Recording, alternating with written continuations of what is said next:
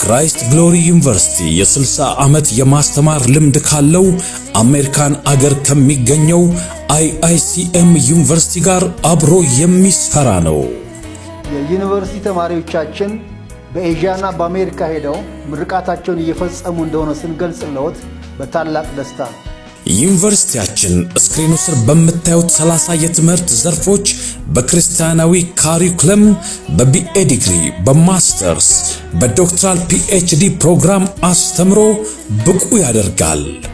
እርስዎ እኛ ጋር ለመማር ከወሰኑ የምረቃ ፕሮግራሞን በኤዥያና በአሜሪካ ለማድረግ እድሉን አመቻችተንልዎታል።